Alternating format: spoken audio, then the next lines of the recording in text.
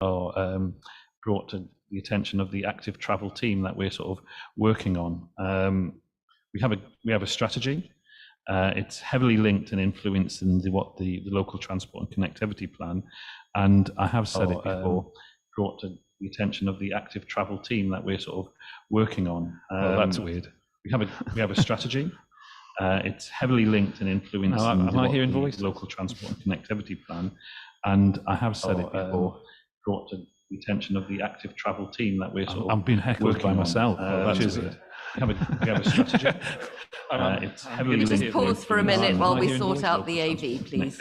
Plan. And I have said it before, brought to the attention of the active travel team that we're sort of I'm being heckled by myself. That's weird.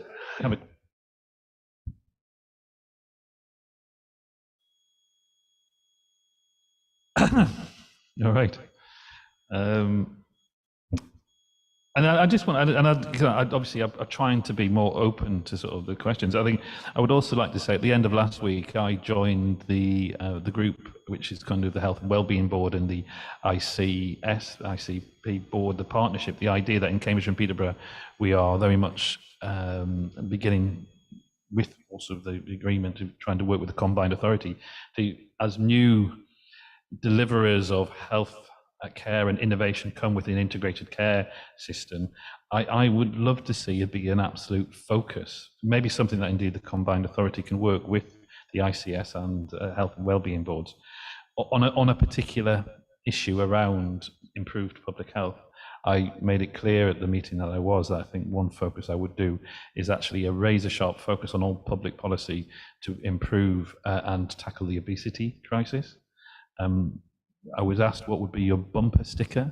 I would say lighten the load on the NHS, lighten the load on so many other examples, and one of those things is to try and get people to be more active, use active travel schemes to develop a keenness for people to be on bikes, walking, working with education, county council, all those things to kind of encourage activity, because the burden of obesity that's coming down the line, and I speak my professional hat on, is one that gives me great concern, and I could see a real avenue for collaborative working across all constituent councils, the combined authority taking that on, working with the ICS. Thank you very much. Did you have a supplementary briefly, Councillor Hassel? Yeah, just in the written response, you said that the combined authority is working with Cambridgeshire County Council on the development of an active travel strategy. When will this be delivered? But it also, we are working with not just with the county council, we're working with Peterborough City Council as well, so we wouldn't exclude that. But what I've got written down is that we're still sort of taking on board the review of the LTCP, and that's giving us time to review our approach to sort of active travel. But we're now confident that we've got enough responses and we're getting the right team in place. I think, unfortunately, as we may have alluded to, we're going through a big change, but I think with the leadership that we get from our interim CEO, the ambition to deliver on active travel is high up on the agenda. For me, I would love to say it's going to be tomorrow. There's some practicalities about getting the staff lined up, and it will be very high up in all of our strategy and priority coming through, even by the end of this year into the new year. Thank you very much indeed. The third question is Councillor Goldsack's question. Thank you, Mayor. What actions are you taking to reinstate the recent cancellations of key rural bus routes by Stagecoach, and what actions can be taken to prevent other companies from taking similar action against what they consider to be unprofitable routes? It's probably the question I've been asked, or in some form, in numerous emails, conversations on the street over the last 3 weeks. Yeah, Stagecoach are a private company. They can do what they want to some extent, and they made a decision which I was absolutely I felt was unacceptable, and in terms of kind of taking away options for people to connect with education, employment opportunities. But we are where we are because of, I would argue, a broken public transport system, based around bus deregulation some many years ago. And unfortunately, the straw that broke the camel's back was the COVID pandemic, and then more recently, the challenge of incredible cost of living crisis and fuel expenditure. So all bus operators have been put at some risk. And in an answer to one of your questions, could I stop another company doing this? At the moment, no. But for me, when I was confronted, and it was actually confirmed that this organisation was going to do exactly as it has done and taken and proposed a cut of 18 routes, within 24 hours, we'd mobilised our organisation. Much of this is going to be reported to board on Wednesday, so I'm still held up by the full details, but in terms of what the direction of travel, we needed to be very clear that we would support the buses, but the last thing we wanted was, as we're moving people back onto public transport, away from a sort of a reliance on the car, because that's good for the environment, we needed to show and demonstrate that going forward, the combined authority is a force when it comes to kind of developing a public transport system that will work for all. And it doesn't matter if you live in Wisbech, Peterborough, South Cambridgeshire, or Iselin, because I've had emails from all of those places, I can tell you. So the money was, we have found some where the previous operator was saying that they were struggling. I believe we will be able to cover those routes, and without going into the final details, the announcements about what we have managed to cover are soon to be upon us. Ultimately, and I've made this clear, and I have to be careful of prejudging anything, because I don't want to make a sort of a legal error, which was the problem for another combined authority mayor in Greater Manchester, where there was some sort of prejudgment. Within the BSIP plan, and in the same way that I talked about the ambition of 150 million to help introduce demand response transport, there was also huge desire to introduce integrated ticketing, essentially a transport for Cambridgeshire, and that can only be achieved by essentially the taking on the role of franchising or the halfway house of enhanced partnerships. Ultimately, I've made it clear in my campaigning, and I've always said that I see that franchising is the way to go, and it is actually being adopted across the country and other combined authority areas. It has to, however, stack up, and how you go about finding and prioritising your own funds, which come through from devolved central government, as well as looking at how you then regularly are able to support the buses in a way that will work for all. That's part of what the bus service improvement plan coming to the Transport and Infrastructure Committee is all about next month. But I'm very, very positive that we can do it, working with all combined authority partners and indeed the GCP, working in a direction of travel that finally, 40 odd years after they were taken away from the people of Cambridge and Peterborough, they will be owned by the community, and they will deliver for the community. Thank you. Any supplementary? Thank you. Just to follow up, the letter from Iselin, I think, might have been from me, Nick, so apologies for that. No, it was one of many. Cambridgeshire County Council were challenged at a recent meeting to match your funding. Would those additional funds from reserves have further empowered your negotiations and made your forecast outcome to be heard on Wednesday better for the people of Cambridgeshire? And in particular, my wonderful town of Soham, forecast to lose their valued number 12 buses, the loss of which kills travel to sixth form in Ely, schools, work, kills centre town access from the out of town areas of Soham, will impact on social isolation and negatively impact the local high street economy. I thank you for very eloquently explaining why I think all of us around the table recognise that a rural bus service is it's a sort of a red line. It's a frontline service that we have as the combined authority's responsibility to make sure that they don't fall away. I acknowledge, I am sort of grateful that there was initial talks at the county council level. It really doesn't bother me who brings that narrative to the table for discussion. It's not for me to tell the county council how to spend their money. So I'll move away from making a judgment about that. But what I do welcome is a willingness for the county council, in conjunction with district councillor partners, to kind of be creative in terms of looking at how we develop routes, how we fund them, you know, and then that can also involve using other third sector organisations. So I won't make any other particular comment about the funding. I think one of the bigger problems, and just for the record, it's not so much the funding which is beginning to become less apparent, it's the actual issues of making sure that we have sufficient drivers and making sure that we have a pipeline of talent coming through to make sure that they are able to maintain the ambition that we've got for bus services for all. Thank you very much indeed. Question for Councillor Robertson.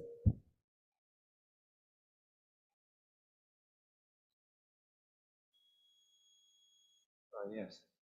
There was a statement made in the auditor's report about their raising their concerns, and I've included it in my question if I can find it here.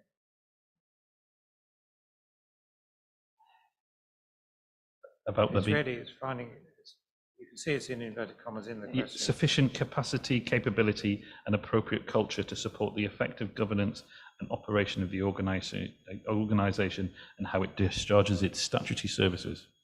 That's correct, yes, thank you. The question really is do you think we're moving fast enough towards that? And is interim review is effectively is that what is coming to the board on Wednesday? Yeah, so in truth, as Gordon was very eloquently explaining and answering your questions, I think he answered many of the issues that you've kind of this question would cover. I mean, you are right, the board, the CPCA board, will discuss a paper on the 19th of October, which is, as well as talking about the improvement plan, it also has a recommended revised executive director structure and permission to commence recruitment activities. The indicative timescales will be provided to the board, and it is expected that roles will be recruited and in place for spring 2023. But I note he talked about there might be some important points to make sure that we do it in stages. He did sort of answer this question previously in terms of kind of having the right people on board as we move from a sort of reliance of some excellent interims who have been absolutely inspirational and revolutionary in how they've come into the combined authority and turned things around. And I include Gordon in that as well. Hopefully that would answer your question.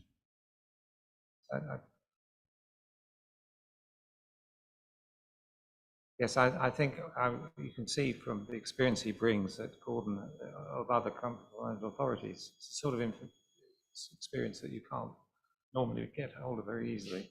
So I think it's a great asset to us. So thank you. Thank you. Thank you very much. The fifth question is mine, and it is as follows. Without using the words compassion, community, cooperation, or the phrase the 3 Cs, what is your strategic vision for Cambridgeshire and Peterborough? Councillor Dupre. When I saw that, I thought probably it's only Councillor Dupre would answer that question, but I think it's quite dangerous in some ways. I mean, I am here for overview and scrutiny, but I think it's difficult to ask any politician to be constrained by their values. And without using those words, I do believe it's very important to talk about the first C. I won't mention the word quite yet. We have to make life better, healthier and fairer for all. And you can do that by striving to serve the community. Sorry, I do apologize, that was slipped in. By working together. It's good growth. We have to close the gap in the healthy life expectancy. You know what, it's about looking at things differently. And if I was to kind of summarize it, I'm not going to rely on my values, although I think it's quite hard to ask a politician not to speak from the heart.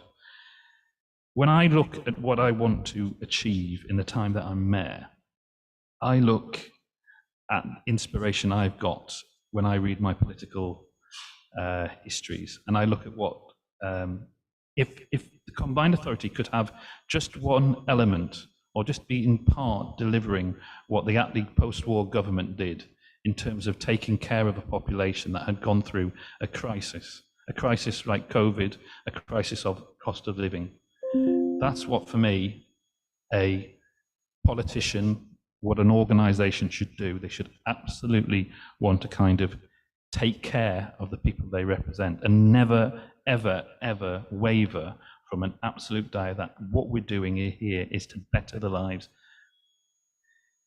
But then to add on, perhaps unsurprising that I would use the inspiration of Labour politicians, I would then look at Harold Wilson, and I'd talk about, he talked about a sort of white heat technology. Well, I would suggest we don't have so much the white heat, we have a white heat of a digital revolution and the kind of green growth of environmental awareness, which for me, if we as an organization, working again collaboratively, we can absolutely deliver.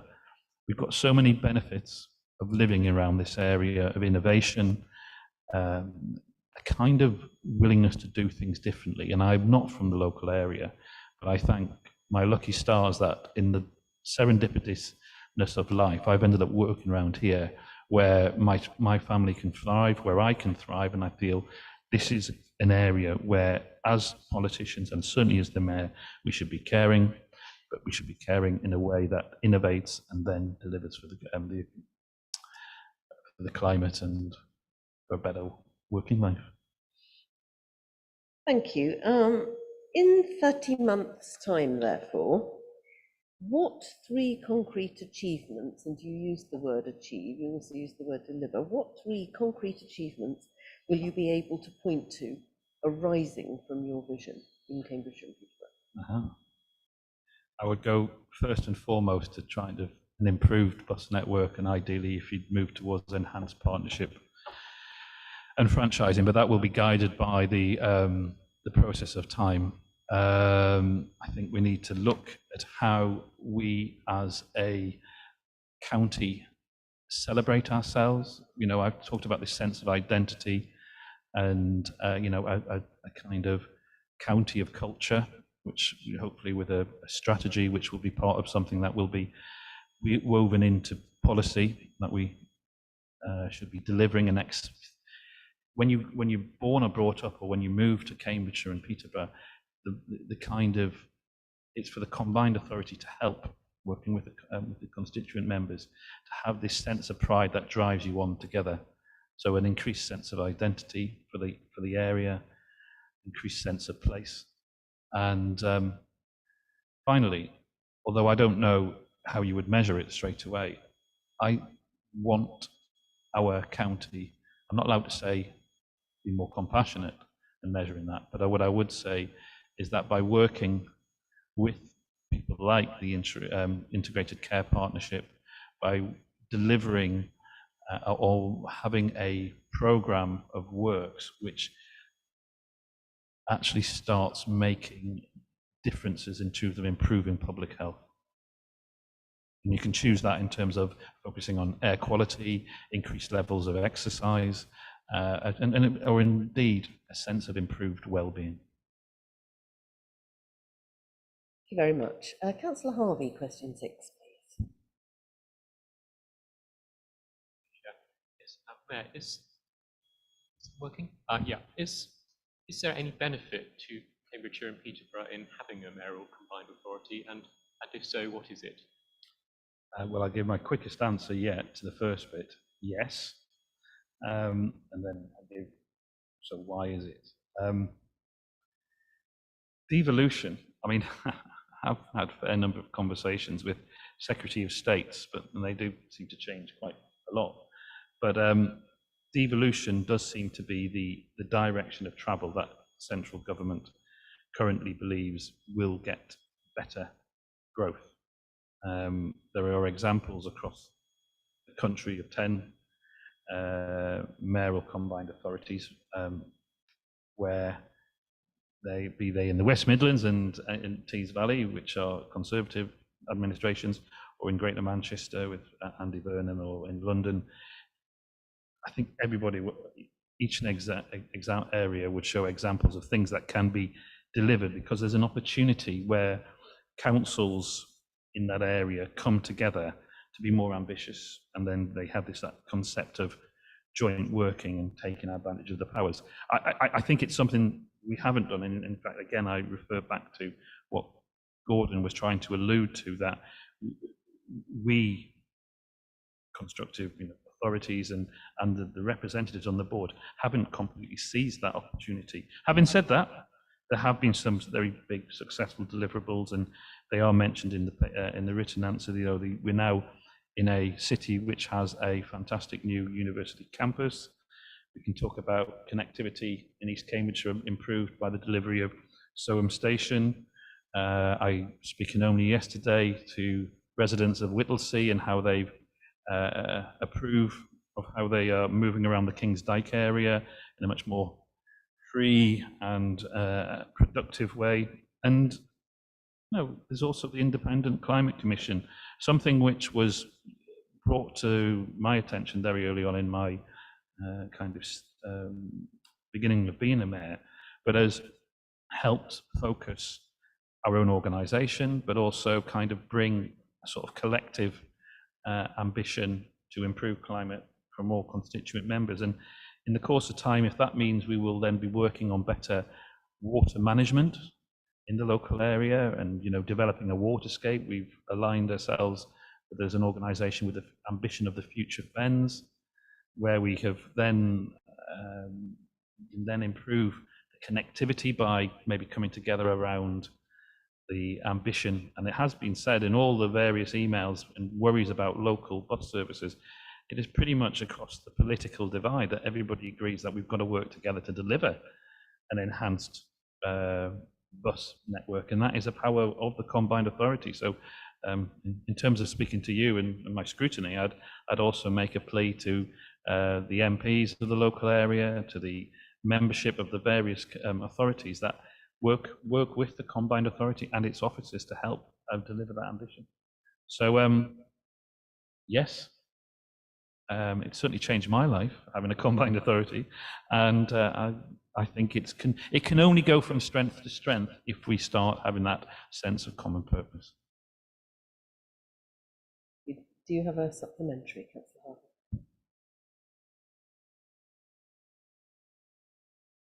Yes, I do.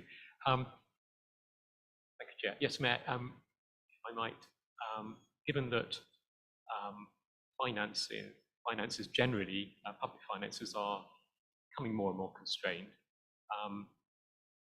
do the multiple overlapping and not always well-aligned layers of local government in that area make sense? And if not, how would you change that? It's a question I can't really answer, because I wouldn't change it. I think the combined authority is something that is here and hopefully here to stay. How long I'm here to stay, that's for other people to make that decision. But I think, although I think the combined authority has to do a better job of being, funny enough, as I say, after this meeting, I'll be going to a roadshow where I'll be speaking to the community of Peterborough about the importance of what the combined authority do. I wouldn't change it. I just think there is lots of work to do, and I think it's noticeable within the last 18 months that a previous almost diktat, where the combined authority was very independent and had a way of delivering some of the programs or planning for programs without the support of the CEOs, without the membership of the different authorities, was one thing that has maybe stymied some of the possibilities so far. But knowing how that interaction across officer groups, across all the different authorities, how at a very senior level people are now looking at saying, what can we do together? Why wouldn't I support it?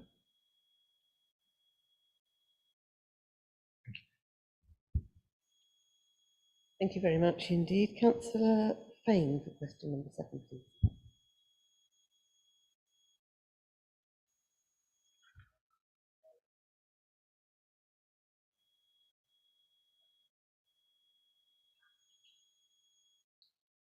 I apologise now if there's an element of repetition because, you know, you've probably heard one word a lot, an improved bus network. Look, the connectivity, the thing that allows us to live our day-to-day lives but get on with jobs, education, socialising, it all depends on cracking this nut of how we have moved in society away from the support of a public transport network. You know, what is public transport? Transport for the public. You know, I'm transport for all and affordable, I think. So there was a local transport plan was put in place in early 2020. And then if you think what early 2020 then did in terms of the challenge around the pandemic, it kind of goes without saying that having come into this role, you know, and I maybe I'm more pro public transport than most. I don't know. I'm definitely more pro buses, but we have to look at where the way we're changing the way we live our lives. There's, you know, with digital connectivity, you don't necessarily have to go through that 9 to 5 and straightforward commuting, and that's a good thing. People have bought more time. We've got to work on a situation where people can kind of balance up their lives, but at the same time, we've got to make sure that we don't then shrink into our homes and, you know, and become more and more constrained within kind of a reliance on digital to be able to work from home. So this transport network that we talked about, the LTCP, was about one, where our future of the region and we can thrive. So I make no bones about it. Also, we need to think about how, if we involve active travel, that it can improve public health. But it's also about creating a fairer society, because if transport is accessible and affordable for all, and nobody sees it as sort of somehow you just because you're on a bus, you somehow feel that you're not up to scratch. That's not the way we should look at it. We should look at how we all can get on the Clapham omnibus together and be, as a society, working together, well connected. There's been lots of feedback from the public and stakeholders, and I know that the transport team are continuing to work on that plan, analysing and getting all the feedback. I do think there is a vision there. It is a vision that it is absolutely pro public transport. It is pro active travel options, be that walking, be that cycling.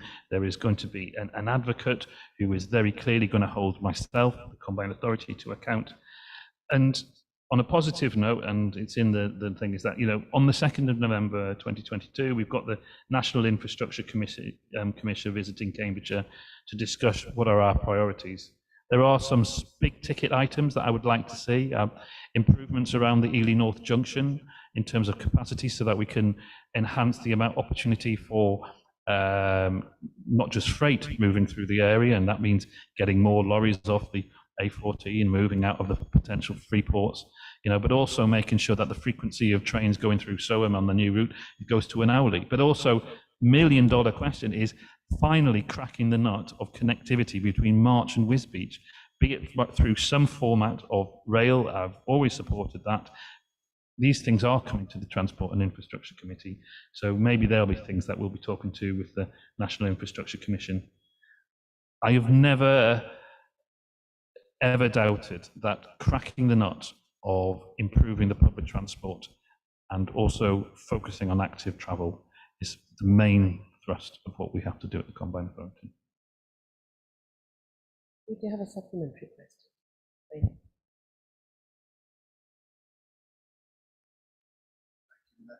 Yes, I think you'll hear what you say about the need for encouraging active travel, public transport, and we understand your focus on buses.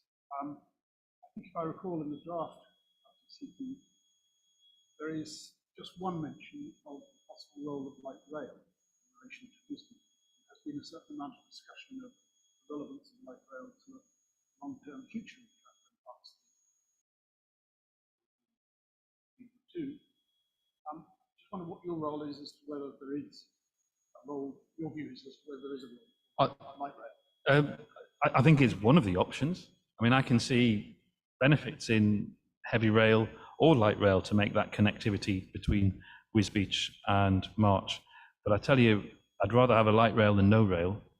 That's probably for me to now allow the officers to put the proper report to the Transport and Infrastructure Committee, because I know it is something about improving connectivity for that market town, long forgotten about, long left behind in terms of that route, and I will push to improve that. Thank you very much. I'm slightly anxious about time now, as I know we are just 8, and I do need to finish this meeting by 1 o'clock. So if we could speed up a little, that would be brilliant. Councillor Dew, you're next. Thank you very much, Chair. Good morning. Oh, sorry. Good afternoon. Good afternoon, Mayor Nick. Thank you very much for being here today. I appreciate it. Very quick question: how will the combined authority, under your leadership, instill confidence in central government about this authority's ability to deliver? Thank you. Thank you, Councillor Dew. Well, on this occasion, I think both you have the advantage of knowing where I've come from in terms of my local government journey, and I think it's very kind of you to talk about my leadership. But I think if there's anything that came out in terms of what the CEO has highlighted, what we have to do within the combined authority, is perhaps move away from this sort of sense that a mayor is the only person that can come up with new ideas, and that the mayor's ideas will be the thing that deliver for the combined authority. Because it's a sense of joint purpose across the area, you know, from the representatives that make up the board, from who are represented, be it East Cams or Fenland or the cities of Peterborough, Cambridgeshire. You know, we need to be able to demonstrate, and we'll start on Wednesday, that we can work together, collaboration across political challenges and divides and everything, because that's where we're going toward. I mean, we have to build relationships with the key people in central government. I think some of that is done through our offices, and I just want to acknowledge the hard work that's been done by Gordon on that. But I also think it's something which, you know, I'm speaking today is knowing that for about one of the first times I'll be having a group meeting with many of the MPs for the local area. Unfortunately, the combined authority has been in a silo far too long, and if there's anything that I can do to instill confidence, most of it will be taking ownership and responsibility for my role as a mayor, but also taking and showing leadership around that common purpose to all partners, and then extending it further, because I still think there is a role here about to put it into context. I get, when I see Andy Burnham, or if I see Sadiq Khan being interviewed on national television, I get jealous. I get jealous because I've got an area that I feel has just as much, you know, justification to speak positively about. To kind of, we know Cambridgeshire and Peterborough delivers positive net gain, GVA, for UK PLC. And unfortunately, and it's a job for me, is that not only have to we instill confidence, but we need to sort of start going out there and lobbying and doing it through the combined authority mayoral role. And you know what? It won't matter if it's me or whoever comes after me, whoever has to replace me. It will be about a combined authority that speaks for the people of Cambridgeshire and Peterborough. Do you have a supplementary? Well, that was good. Sorry about that. My hearing aids kicked in. In view of the time constraints, I'll waive my right to one. Thank you. Thank you very much indeed. Councillor Smith, then, briefly, if you can. Thank you. Combined authority will need sufficient resources to deliver the improvement programme. It's important that monies owed to it are repaid in full in a timely manner. It was reported to the Combined Authorities Housing Communities Committee on the 2nd of October that 14.1 of the 30.3 million loans extended to the East Cams Trading Company Limited by Mayor Palmer was outstanding as of 16th August 2022. The cash flow forecast, this is probably that extract from the report. The cash flow is behind forecast. Repayment by due date of the 1st of March 23 will now depend on how quickly the properties are sold. As reported in the East Cams Trading Company's accounts for the year ending 31st of March 2022, the company had net liabilities of £1 million And after the year end, the company received a loan of 7.5 million to fixed rate of 4.5% from the East Cambs District Council. And this replaced the council's loan of 4.9 million to fixed rate of 3.5%, which the repayment was due between 31st of March and 31st of July 23. That loan in itself was a replacement of previous loans. So following the mini budget, financial commentators are forecasting the base rate to peak at about 6%. It may be higher, but in the period since I wrote this, things have developments have progressed, and house prices may fall by 10%. So the prospects for rapid sales are bleak without heavy discounting of the assets on which the company is relying to repay the loans to the combined authority. So there's three questions arising from that context. So could the Mayor please confirm, have the directors of the East Cambs Trading Company Limited given the combined authority sufficient, well-documented evidence and the ability to draw down an alternative loan facility to ensure repayment of the loan of the 31st of March 23? And in answering that question, recognise that the 7.5 million was already indebted to the East Cambs District Council. And in the event of the company being unable to repay the loan in full, will the land and inventory secured against the loan be sufficient to recover the outstanding loans? Thank you, Councillor Smith. Councillor Dupre, these are obviously written answers. Do you want me to? I'm happy to read them out because they're quite specific and targeted. So if that's okay. In view of time, I'm happy for you not to read them out. If there's anything in particular you want to draw our attention to very briefly, then please do, and I'll ask Councillor Smith for supplementary. Well, I mean, is that okay? I mean, yes, it's fine. A supplementary question. I think the point's been made. Thank you. Councillor Sharp, then, question 10. Thank you, Chair. Apologies, you're that's okay. Broken record now. I mean, in terms of, although you did take me back, talking about I had my degree presented by Harold Wilson many years ago. So I would have loved to have met him. Does the shop withdrawal of bus services by Stagecoach expose the lack of plans for bus services? Thank you, Councillor Sharp, and it was good to see you yesterday, by the way. Look, there is a very wordy answer, which is obviously focuses on what we have done over the last the month. I would summarise it. It does feel that we were thrown under the bus, but I have the feeling that we are hopefully going to demonstrate that we can drive a bus. I'm not saying we're going to buy it, but we're going to drive this forward. Did we have lack of plans for bus services? There was never any lack of plans for future development of the bus network, as I've sort of alluded to in previous answers. I am ambitious. I want to see transport for Cambridgeshire. I want to see affordable, regular buses through a network which are also environmentally friendly.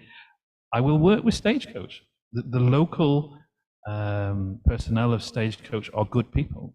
I think they are, however, working to a model which is fractured. And in order to make this go forward, we have to work with more operators. I think, ironically, this challenge, I didn't go looking for it, but I think the Combined Authority has raised its game in being able to show that we are committed, and indeed, hopefully, have brought a sense of common purpose around all the constituent authorities. It has not been nice being in the eye of a storm and receiving regular correspondence of people who are quite desperate. And I'm a person who wants to help people. I want to make people connected. So I would refute on this one a lack of planning for bus services, because if there was no lack of planning, no lack of ambition, and just an absolute drive to keep this bus network on the road. You have a supplementary. Sure.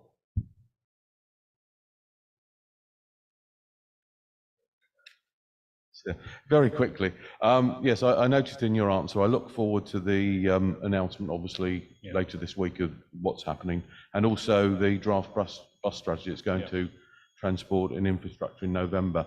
But do we need to, and this may be in your report in November, but do we need to start thinking maybe a bit outside the box with, and I know you mentioned Ting, but in terms of demand responsive transport, taking some of the smaller villages into a hub where they can then collect a faster service that goes between bigger essentially towns. that is kind of what Ting does, but I think there are also examples in the Fenland communities of community groups that could come together and we can work on provision. There is nothing is off the table when it comes to making sure that we improve connectivity, and we'll do it via buses, but use innovation, because Ting is an impressive piece of kit when it works, and it is welcomed. Thank you very much indeed. Not me again. Yeah, indeed. Sorry about that. In view of the Mayor's response to the mini budget, and well, that was obviously the mini budget a few weeks ago, but by the Chancellor of the Exchequer, that there was not enough emphasis on skills. How does he compare that to the report to the July Review and Scrutiny Committee that the number of jobs created was below the forecast number? My apologies. So job creation skills budgets not necessarily kind of directly relating to the impact, but the importance of the role of the Combined Authority in terms of skills development is something I've certainly learned a lot more of over the last 18 months, and how we can support those individuals and the points of their life and their careers.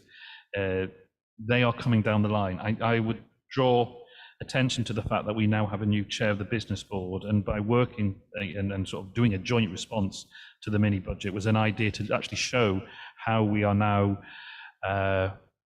working in conjunction, the idea of how we work with local business to how we work with our own skills team to develop those budgets, and to make sure that we're creating the right opportunities for the right companies, and making sure that we're filling the gaps. We have been successful in various tendering processes, and I would particularly draw attention to Fliss Miller for the amazing work that she's managed to do over the last 18 months. And we are still looking to deal with other challenges around cold spots for adult education across the whole of the area. So there was an underperformance in job creation against the Local Growth Fund and the Growth Works contracts. We note that, and it's important to sort of, as I understand it, some of it's how you present information always is. So whilst job creation does indeed look lower than expected, we haven't provided the timelines in the initial report, recognising that many projects are working to a 10-year target. And although some of those projects that are delivering job creation are within their infancy, talking about University of Peterborough here, job creation will follow.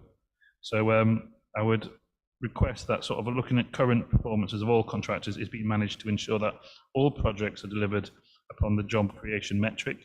It is recognised that whilst figures may appear to be behind, performance has not dropped unexpectedly, but growth is slower than anticipated. And to put focus on a difficult economic backdrop, including COVID, Brexit, and the war in Ukraine.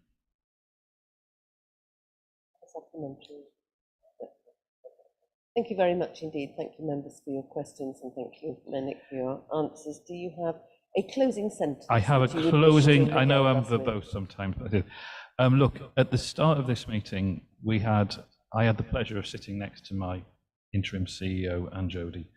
I would just want to put on public record that I think he's been incredibly humble about the sort of world of difference his arrival has made to this organisation. The fact his willingness to embrace overview and scrutiny, this now begins to feel like an organisation that welcomes that overview and scrutiny and wants to be pushed by you. The reason, if you'll beg me using the word, I think that our interim CEO has made such a difference is because he embraced the first C of compassion, because he actually listened. He sort of looked at all the challenges of the organisation. He looked at the challenges I was having, and he's put a sort of mirror up to ourselves where we have to take responsibility, but most importantly was a willingness to kind of speak up for the excellent combined authority and its staff, who I absolutely enjoy every day I work with them. So it's just a demonstration that if you listen, you can really begin to work with compassion. It delivers in terms of cooperation. And I think as a community, the combined authority can go forward, and I welcome your scrutiny going forward. Thank you very much indeed. Thank you. Right, we'll now move on and we will go on to item 5, which is the minutes of the previous meeting and the action log. Are members happy to agree the minutes as an accurate record? Thank you very much indeed. On the action log, Phyllis Miller has provided a written answer to the questions from the July meeting. That's included in the published action log. Are members content with those? Yeah. And then there's a long outstanding action about providing more information about the bus review. Unfortunately, Councillor Hay is not with us today, but her update has been carried over and published with the agenda. I understand that Oliver Howarth may be available online. We've not had the easiest time with technology this morning, but do we know if Oliver is available in case any members have any questions? It doesn't look like it. In that case, can I ask whether members have anything that they wish to say or ask in relation to the bus update? No. Okay, thank you very much. We will move on then to budget scrutiny, which is our 6th item. And do we have John Alsop with us? Because that's going to be fairly key to doing this. We do. Yes, thank you. Thank you, Chair. Good afternoon, members. And can I please introduce Rob Emery, who is our Chief Accountant, who'll be going through the presentation for this item. Thank you. Good morning, committee. I'm not sure whether I'll be able to see the same view you do in terms of the slides. So if someone in the room could give me an indication of when you're seeing them. Oh no, I take it back. They've just appeared for me. Are they visible in the room? But it would be good to have a slide view rather than your, that's it. Perfect. Fantastic. Thank you, Chair, and good afternoon, committee. I've given a version of this slide deck a few times now, and Gordon's previously challenged me to provide the update in 13 minutes. I think last time he said that took me an hour and 30. So given the time constraints we've got this morning, I will focus on a few of the key slides in the presentation rather than go into the detail on every slide, obviously making time at the end for any questions the committee have. So this slide deck really goes through to give an update on where we are in the budget planning process, how we got to where we are today, a quick overview of the numbers, although I will talk about them rather than dwelling on the slide, which has lots of them on. Then really highlight the key pressures and risks that have come out of this budget preparation process so far, and then talk a bit about the options the combined authority has in reacting to them. So if we could go on to the next slide. So the starting point for the development of the new medium-term financial plan was the last year's one that was approved in January by the board and was then amended in March to include another set of capital projects, which was planned throughout the process in terms of the timing. But it was highlighted to the board at that point that if they did include all the proposed projects, that they'd be using up almost all of the available capital resources through to the end of March 2025. That approved MTFP forms the starting point for this year's development process. So we are coming from a position in which the combined authority has already allocated the vast majority of its resources. We're not looking at a position we were last year with substantial balances available for new initiatives. Can we move forward?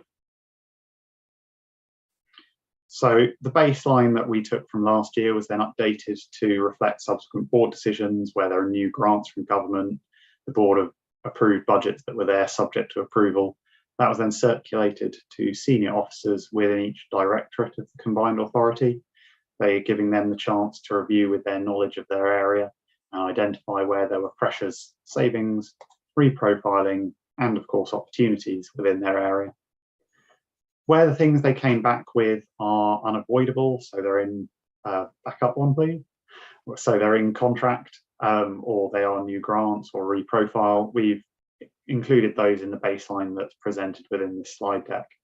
There's then the larger pressures and risks which require policy decisions by the combined authority, and that's what we go into later in this presentation. And of course, just a quick note that as you've heard already today, as we all know, there's a parallel piece of work going on with the improvement plan, and that is not going to be done and dusted by the end of December to be rolled into a January final budget. So we know that that January approved budget won't be the be all and end all of next year's budget, and there will no doubt be changes in year. The next slide covers a high level timetable between now and the approval in January. I'll just skip over it because there's not much to say about it, although obviously can answer questions later. So there's a few key assumptions underlying the baseline position that's been brought to the committee, sorry, and that have changed since last year's medium-term financial plan. And the first of these is around reactions to inflation. So as has already been alluded to in this meeting, inflation is running substantially higher than it was this time last year. And the current NJC negotiation for local government pay is substantially higher than the 2% that was budgeted last year.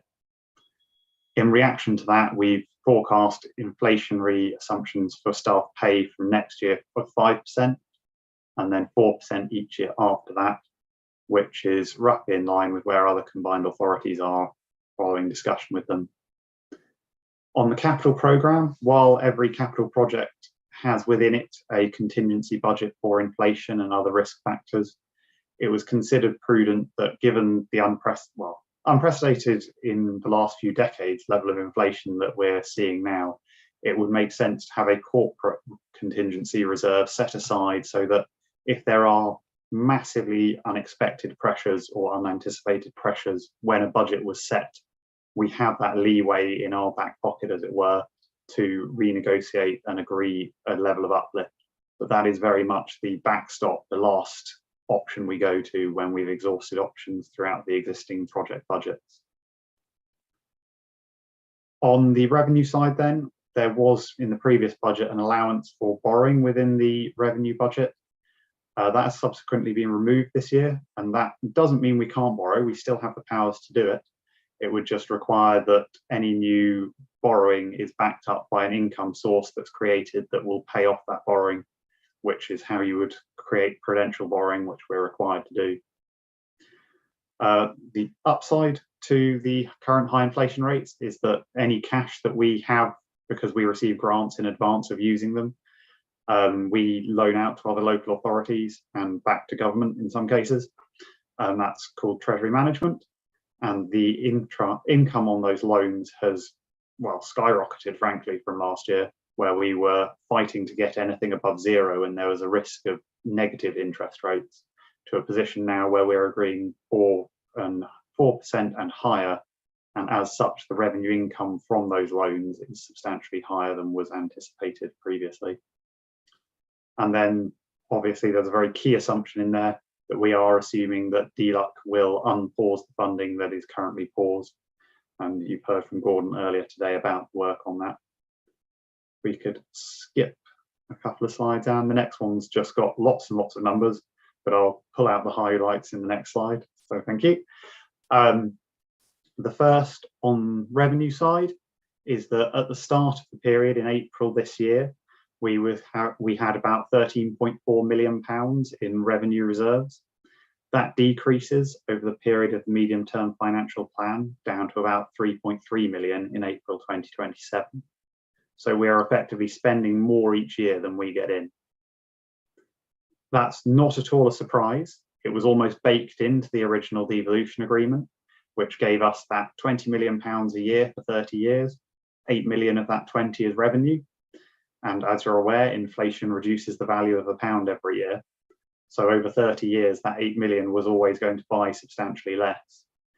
That the current inflation rate of almost 10% is just making the point at which that becomes a problem happen much earlier in the life cycle of the combined authority.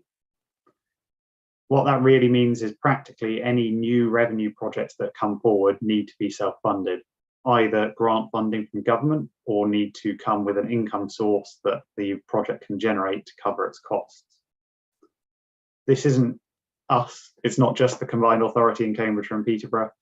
The combined authorities network has been lobbying government for years for a sustainable funding solution. Most of them rely on local business rate retention pilots, which are renewed on a year-by-year basis, and without those would be an equally difficult financial position to us.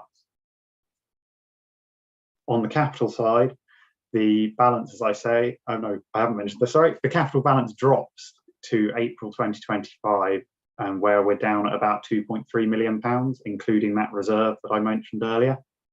It then goes up again after that, as we have quite a capital heavy 3 years, but then a relatively light capital programme in the latter years of the medium-term financial plan. So in the short term, any new capital projects either need to be self-funding or replacing existing programmes, which could either be removed or rephased later into the medium term. And then in those later years of the medium term, there is greater flexibility either to have those projects shifted into them or for the combined authority to put new initiatives in there. Slide, please. I won't go into great detail on this because it's about the smaller issues that are incorporated into the baseline and potential risks that haven't or are not thought to be particularly material to the combined authority at the moment. There are some minor pressures that were highlighted by the various senior officers, but the combined authority has a response fund within its revenue budget, which should be sufficient to meet the sorts of pressures that have been highlighted through that process. They're not big key policy considerations. On the other side, however, on the next slide, there are some major funding and project issues. One that's been talked about a lot this morning already, which is the bus services that have been withdrawn by Stagecoach and the future of potential franchising. The retendering exercise is ongoing. The estimated budget for 5 months to the end of this year was £1.7 million above what was previously budgeted. If that's in the right sort of ballpark, then a full year effect of that would be in excess of 4 million. On top of that, if Ting's going to continue, that will require additional funding. There's pressures on the energy cost of running the real-time passenger information service. Those are the bus posts at every bus stop that tell you when your bus is going to arrive. And then there's the need to fund any future work on franchising. All in, we're expecting that to be an anticipated funding gap of more than £5 million above what was previously approved in the next financial year. There's also some uncertainty around 2 of the grants we get for incorporating the business board into the combined authority. Those are the LEP core funding of 375,000 and Growth Hub of about 250. There's been noise from government these may be reduced or removed, and it considered more of a core function of a combined authority to address these needs, but that has yet to be confirmed. But it's a risk that should be flagged up as the MTFP assumes those income sources, and if they were removed, there'd be a question for the combined authority of how it wants to react to that and whether it wants to backfill those missing government grants or reduce the services associated. And then finally, there is a review of the entire Transforming Cities Fund, apologies for not defining that acronym, capital programme in transport that's due at the November board. This is happening alongside the development of the medium-term financial plan. And once that outcome is known and the board have voted on what the revised programme will look like, that will be incorporated into it going forward. So that's expected to have some reprofiling of the existing capital programme on the transport schemes. Next slide. So that's where we are. It's not the brightest of pictures, but I'm sure as you're all familiar with your own local authorities, it's far from the bleakest as well. So what can the combined authority do? There's various options on here and I'll run through them in brief. Lobbying government is one we should always be doing. We should be fighting our corner, as the Mayor has talked about already. It is unlikely, however, although to be fair, there's been a lot of movement in government policy over the last couple of weeks, but nonetheless, I think it unlikely that we're going to get a substantially more generous funding settlement between now and April. But continuing to make the point for long-term sustainable funding sources and indeed the short-term pressure on bus services is something that the combined authority should be doing and is doing. There are increasing income options. One highlighted on here is a business rate supplement. The combined authority is one of the few in the country with the power to do this. It's got quite a large potential income associated with it, but it's quite a lengthy process to get one approved, including writing a prospectus outlining how the money will be spent and having a ballot of ratepayers on whether or not they would support it. Slightly less relevant to the revenue pressure we're facing, but we can also borrow prudentially, as mentioned earlier. So if there are big capital schemes that the combined authority wants to move forward with, even with low reserves in 2024-25, we have the option so long as there's an associated income. There's then the option to reprofile, as mentioned before, or reprioritise the existing project portfolio. The next 3 slides have a snapshot of what's currently in the medium-term financial plan but has yet to be contractually committed to. For the sake of time, and I'm aware I've spoken for a while, I will skip over those as they were included in the pack. And then, as with any local authority, we are a best value authority, and so we are always looking to generate efficiencies to try and reduce the pressure on the revenue budget and enable us to deliver more services for the same amount of money. So, Anne, if you could skip the next 3 slides. So what that would have shown is that the total revenue committed to projects that haven't yet gone into contract is only about £2.5 million. And really, that's just to show that it doesn't come close to the total pressure we're expecting from passenger transport for next year. So even if all those projects were entirely removed, it would only meet half the potential cost and only for a single year. They're not ongoing revenue draws, they're one-offs. So while this could play a part, it's very much not the solution.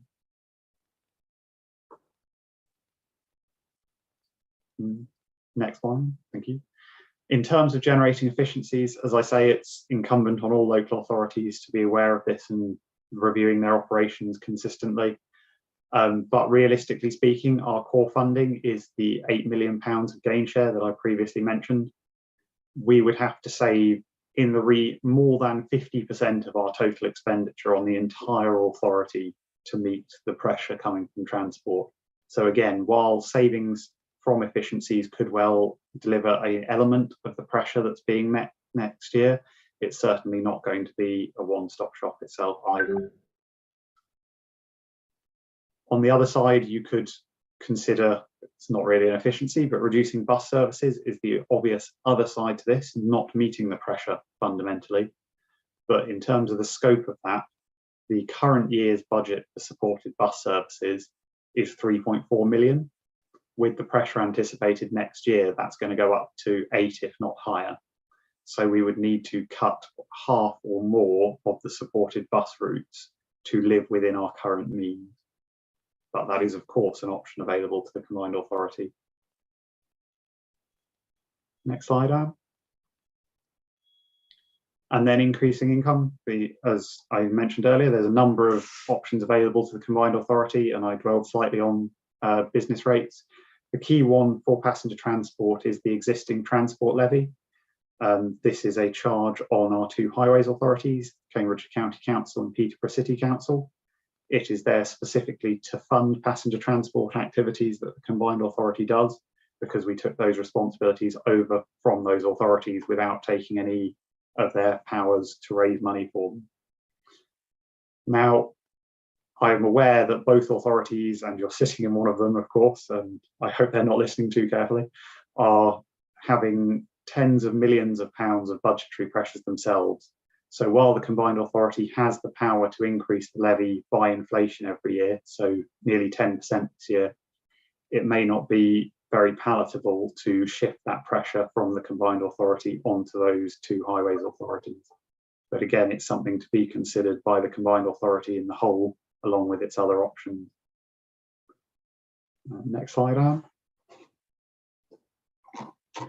So that is, apologies, there should have been a final slide saying any questions to the committee. So my apologies for not including that one. That was hopefully a fairly brief run through of where we are and the key issues facing the combined authority with the medium-term financial plan. And I'm happy to take any questions. Thank you very much indeed, Rob. Are there any questions from members for Councillor Robertson? Question. That last item, the idea of levying a levy on the county council and Peterborough, is that not a precept? It's a levy, not a precept. Is that correct? Yes, legally it's called the transport levy. If I referred to it as a precept, that was my mistake. It's my assumption that it was a precept. Thank you.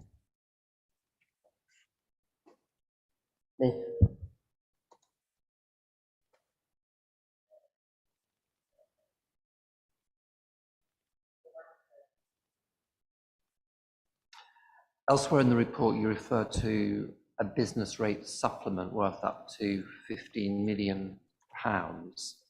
Is that distinct from the transport levy? Could you just clarify the difference between the two, please? Yeah, absolutely. So the transport levy is a charge on the County Council and Peterborough City Council, so paid by them to the combined authority, much like the district authorities pay the county an element of the business rates and the council tax they collect. The business rate supplement would be an extra charge on all rate-paying buildings, i.e. the companies that own and work from those businesses, much like council tax for a private property, but for commercial property.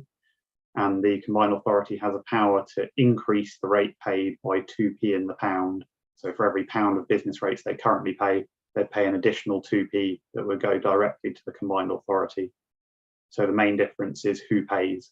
It's either one of the constituent authorities in the case of the levy, or the businesses in the area in the case of a business rate supplement. Thank you. Are there any other questions? Councillor Sharp. Yes, it's on, yeah. Just a quick question. It's really around the timetable. And obviously the detail we've got on here is, we've got some detail, but there's a lot more to come, I think, certainly to be able to review this. It's looking at looking at one of the slides, I think it's page 43. It's going to board at the end of November, so presumably that paper will come to overview and scrutiny as well before then. But obviously it's going to be a moving feast, because as you said, the improvement plan is, it's a work in progress. So that's still going to be going on even till January. So I'm just wondering how much realistic information we're going to get to be able to scrutinise it effectively, because you've painted a very stark picture, I think it's fair to say, of the finances. Thank you. So I'll start on this, but John may want to come in after me. I would say it is definitely a moving feast, that is true. The impact on the improvement plan will be significant, particularly at the tier 2 level, as the combined authority board are going to receiving a report on Wednesday covering that, in terms of the structure of the organisation and the operating model. In terms of how meaningful the budget would be, I think the majority of it is fundamentally there. The improvement plan isn't, as far as I'm aware, looking at large scale changes to the existing portfolio of projects. And that makes up the vast majority of our spend is within the capital programme. So while there aren't a huge amount of changes since last year's approved budget, because that allocated most of our resources, I'd say a significant majority of the budget should be as fixed as you'd expect from a normal budget setting process. The improvement plan will have effects on the core operating costs of the authority, but not on the wider project portfolio. I'd pick up on that as well, thank you. So yeah, so in terms of the improvement plan, obviously one of the I think it does say that in Gordon's paper, but the MTFP will be developed going forward in accordance with the strategic direction, which is one of the themes which is being developed as part of the improvement plan, to understand exactly what the overarching strategic direction of the organisation should be, which will inform the direction of the projects and the programmes that the combined authority pursues going forward. And one of the other elements of the improvement plan is a theme to look at a sustainable future funding of the combined authority. Obviously, this is something that we've been looking at in the past, but this is a specific theme. So we'll be looking at, as Rob mentioned, different financial freedoms that the organisation can look at, other mechanisms for delivery, different ways in which we can lobby government, and to change the way in which we look at lobbying, or rather bidding into funds. As you're probably aware, there's been a shift almost away from the original sort of devolution ideal of having a single pot that is for the area to manage. Now the future of funds does seem to be that it's more kind of a bidding rounds with allocated funds for that. So we just need to adapt the way in which we operate and look at ways in which we can fund the organisation and prioritise what we're doing in future. Very much indeed, both of you. Councillor Dew, penultimate question. Indeed, very quick question. We spent a lot today talking about the difficulties we face at the minute with the bus services and the withdrawal of Stagecoach from that. Am I right in, and you can tell me if I'm wrong and I've picked up wrong, the biggest risk to next year's budget is the fact that 8 million is needed to go into the bus services, and one of the things we could be looking at doing is not actually funding that, so we would be delivering what wouldn't be delivering next year, what Stagecoach are proposing not to deliver this year. Please tell me I'm wrong or right, I don't mind which, I just need to understand it. Thank you. So to confirm, the combined authority as the local transport authority has a few statutory duties relating to passenger transport, but they are predominantly around the national concessionary fares service, so paying for people with concessionary fare passes to travel. There are very few requirements on the combined authority in terms of supporting the bus network itself, because it's predominantly privately operated. That would obviously change with franchising if it were taken forward. But at the moment, the combined authority does face the choice of whether to cut services or to increase funding. And so, yes, one side of that, one option is to reduce the services that are provided. Thank you very much indeed for that clarity, Rob. And a couple of quick final questions from me on this item. The first one is going back to the levy again. What are the governance arrangements around that? Am I given to understand that the upper tier authorities could veto an agreement on such a levy, or is that not the case? That's my first question. My second question is, what you've described is basically a kind of a spiral of financial decline for the authority, given a flat cash settlement in a period now of galloping inflation, and the withdrawal of our housing money that was given as a lump sum in 2016-17. So can I assume that the way forward is likely to be predominantly accessing specific government grants and injections of government funding for specific projects, and use of soft power of convening and partnership working within Cambridgeshire and Peterborough to maximise the communal effort around some of the key priorities? Okay, I will certainly answer some of that on that last item. I think it's more of a policy question, so I'll not answer that one if I may. So in terms of the veto and how the levy operates, the combined authority has the power to increase the levy by the Office of National Statistics, measure of inflation from September 2022. That's expected to be around 10%. That would require the Combined Authority Board to vote in favour of the setting of the levy, as it will at any level. That vote does include the upper tier authorities' representatives. I will have to come back with a written answer as to whether they have a veto to confirm. In terms of going beyond that, if the Combined Authority wished to raise it by more than that level, it would require specific assent from both councils. So rather than just the board being able to pass it unilaterally, we'd have to ask the county council and city council to agree to a higher levy rate than that. In terms of the question of what's the funding situation looking like for the Combined Authority going forward, as John said earlier, the move over the last few years has been from high power, high funding in mayoral combined authorities. So having these devolved single pot funds where we can decide as an authority where the money is best spent, to more specific centralised pots to which we bid into, such as the zero emission buses, where DfT had a certain amount and every authority in the country had to compete for it. So one of the members asked earlier how accurate or how meaningful is our medium-term financial plan, and actually one of the larger impacts on it that is impossible to foretell is what those projects will be in future.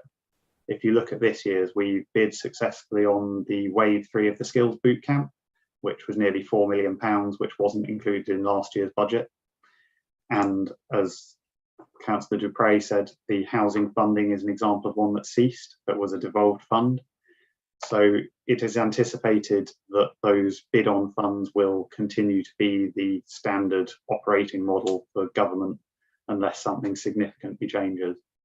So yes, we are going to be more heavily dependent on bidding into government funds moving forward. Very much indeed. That I think brings us to the end of this opportunity to ask questions. Thank you very much indeed, John. And Rob, thank you members for your questions. We will return to the whole budgetary issue moving forward as the budget develops. So thank you very much indeed, John and Rob. And I think we've done our duty by that item. We move on then to items 7 and 8, which are the lead members' updates and forward plan. We've received no lead members' updates, and the forward plan comments from lead members. There are none of those lead members here to comment on that. So with your permission, we'll need to move on, I think, from that. I've got the next item as being the Combined Authority Board agenda, and if anybody feels the need to notify of anything that we need to raise with the board at their meeting on Wednesday, now is your time to speak. Not seeing anybody on that, so thank you very much. Finally, we come to our own work programme, which is item 10. Members will remember that our meeting in September was cancelled because that was the day of the funeral of Her Majesty Queen Elizabeth II. So that did not happen, hence we are using today's reserve date. We had a discussion earlier about improvement, and we see improvement as a standing item for November, and that will be a standing item onwards as well.